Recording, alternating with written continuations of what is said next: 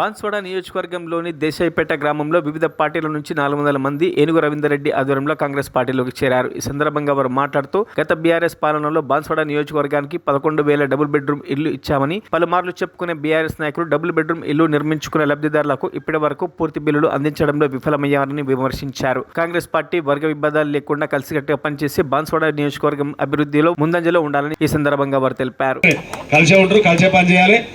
పక్కకి అందుకే దేవుడు అట్లా కూర్చోబెట్టి కదా ముగ్గురిని పక్క కూర్చోబెట్టి కలిసి పని చేస్తారు, కలిసి పని చేయాల్సి వస్తుంది. అలా ఏం డౌట్ లేదు. అందరు సపాలు కూడా చెప్పురు ఇక రైట్, కలిసి పని చేసుకుంటారు, ఇబ్బంది ఏం లేదు. ఎందుకంటే ఏదేమైనా కలిసి పని చేస్తే ఊరికి లాభం అవుతుంది, ఊరు డెవలప్ అవుతుంది, అంత మంచిగా అవుతుంది. ఇక కలిసి పని చేయకుండా ఒకటే పాటలో ఉండే వాళ్ళు ఇడుగుంచుడు అడుగుస్తే ఇప్పుడు సింపుల్ ఎడ్లు 2 ఎడ్లు గిట్ట మనం కడితే 2 సమానంగా పోతే బండి మంచిగా చేరుతుంది. ఒకటి ఇటువంటి గురించి అటు గురిస్తే అంత కింద అవుతుంది కదా.